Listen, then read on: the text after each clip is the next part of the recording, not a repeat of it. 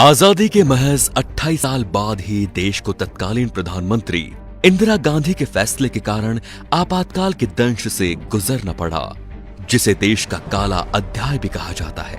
25-26 जून की रात को आपातकाल के आदेश पर राष्ट्रपति फखरुद्दीन अली अहमद के दस्तखत के साथ देश में आपातकाल लागू हो गया। अगली सुबह समूचे देश ने रेडियो पर इंदिरा गांधी की आवाज में संदेश सुना कि भाई और बहनों, राष्ट्रपति जी ने आपातकाल की घोषणा की है, लेकिन इससे सामान्य लोगों को डरने की जरूरत नहीं है। दिल्ली के रामलीला मैदान में हुई 25 जून की रैली की खबर पूरे देश में न फैल सके, इसके लिए दिल्ली के बहादुर शाह जफर मार्ग पर स्थित अखबारों के दफ्तरों की बिजली रात में ही काट दी गई। इसकी जड़ में 1971 में हुए लोकसभा चुनाव का था, जिसमें उन्होंने अपने मुख्य प्रतिद्वंदी राजनारायण को पराजित किया था। लेकिन चुनाव परिणाम आने के 4 साल बाद राजनारायण ने हाईकोर्ट में चुनाव परिणाम को चुनौती दी। 12 जून 1975 को इलाहाबाद उच्च न्यायालय के न्यायाधीश जगमोहन लाल सिन्हा ने इंदिरा गांधी का चुनाव निरस्त कर उन पर 6 साल तक चुनाव न लड़ने का प्रतिबंध लगा दिया और श्रीमती गांधी के चिर प्रतिद्वंदी राजनारायण सिंह को चुनाव में विजय घोषित कर दिया। राजनारायण सिंह की दलील थी कि इंदिरा गांधी ने चुनाव में सरकारी मशीनरी का दुरुपयोग किया, तय सीमा से अधिक पैसा खर्च किया और मतदाताओं को प्रभावित करने के लिए गलत तरीकों का इस्तेमाल किया। अदालत ने इन आरोपों को सही ठहराया था। इसके बावजूद श्रीमती गांधी ने इस्तीफा देने से इनकार कर दिया। इंदिरा गांधी ने अदालत के इस निर्णय को मानने से इनकार करते हुए सर्वोच्च न्यायालय में अपील करने की घोषणा की और 26 जून को आपातकाल लागू करने की घोषणा कर दी। उस समय आकाशवाणी ने रात के अपने एक समाचार बुलेटिन में ये प्रसारित किया कि अनियंत्रित आंतरिक स्थितियों के कारण सरकार ने पूरे देश में आपातकाल की घोषणा कर दी है। इस दौरान जनता के सभी मौलिक अधिकारों को स्थगित कर दिया गया है। सरकार विरोधी भाषणों और किसी भी प्रकार के प्रदर्शन पर पूर्ण प्रतिबंध लगा दिया गया है। इसका आधार वो प्रावधान था जो धारा 352 के तहत सरकार को असीमित अधिकार देती है। इंदिरा जब तक चाहे सत्ता में रह सकती थी। लोकसभा विधानसभा के लिए चुनाव की जरूरत नहीं थी। मीडिया और अखबार आजाद नहीं थे। सरकार कैसा भी कानून पास करा सकती थी। मीसा और DIR के तहत देश में 1 लाख से ज्यादा लोगों को जेलों में ठूंस दिया गया।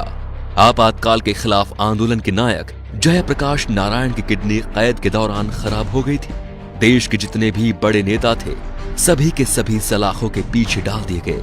संजय गांधी ने VC शुक्ला को नया सूचना प्रसारण मंत्री बनवाया, जिन्होंने मीडिया पर सरकार की इजाजत के बिना कुछ भी लिखने बोलने पर पाबंदी लगा दी। जिसने भी इनकार किया उसे जेल में डाल दिया गया। सरकार की कोशिश थी कि लोगों तक सही जानकारी नहीं पहुंचे।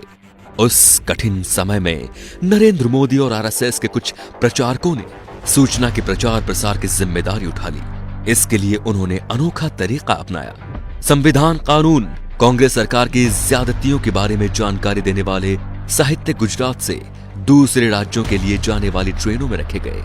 ये एक जोखिम भरा काम था, क्योंकि रेलवे पुलिस बल को संदिग्ध लोगों को गोली मारने का निर्देश दिया गया था। लेकिन नरेंद्र मोदी और अन्य प्रचारकों द्वारा इस्तेमाल की गई तकनीक कारगर रही। एक तरफ देश भर में सरकार के खिलाफ बोलने वालों पर जुल्म हो रहा था, तो दूसरी तरफ संजय गांधी ने देश को आगे बढ़ाने के नाम पर 5 सूत्रीय एजेंडे परिवार नियोजन, दहेज प्रथा का खात्मा, वयस्क शिक्षा, पेड़ लगाना, जाति प्रथा उन्मूलन पर काम करना शुरू कर दिया था। कहा जाता है कि लोगों की जबरदस्ती नसबंदी कराई गई। 19 महीने के दौरान देश भर में करीब 83 लाख लोगों की जबरदस्ती नसबंदी करा दी गई। कहा तो ये भी जाता है कि पुलिस बल गांव के गांव घेर लेते थे और पुरुषों को पकड़कर उनकी नसबंदी करा दी जाती थी। एक बार इंदिरा गांधी ने कहा था कि आपातकाल लगने पर विरोध में कुत्ते भी नहीं भौंके थे, लेकिन 19 महीनों में उन्हें गलती और लोगों के गुस्से का एहसास हो गया। 18 जनवरी 1977 को उन्होंने अचानक ही मार्च में लोकसभा चुनाव कराने का ऐलान कर दिया। 16 मार्च को हुए चुनाव में इंदिरा और संजय दोनों ही हार गए। 21 मार्च को आपातकाल खत्म हो गया, लेकिन अपने पीछे लोकतंत्र का सबसे बड़ा सबक छोड़ गया। तो दोस्तों, इंदिरा गांधी ने अपना राजनीतिक करियर बचाने के लिए इस आपातकाल की घोषणा की। इस आपातकाल का कदम क्या सही था? क्या लोकतंत्र का चौथा स्तंभ कहे जाने वाली मीडिया को जेल में डालना सही था? इन सारे सवालों को लेके आपकी क्या राय है कमेंट बॉक्स में जरूर बताएं। हमें आपका इंतजार रहेगा। और वीडियो पसंद आया हो तो लाइक कीजिए और वीडियो को शेयर जरूर कीजिए। धन्यवाद।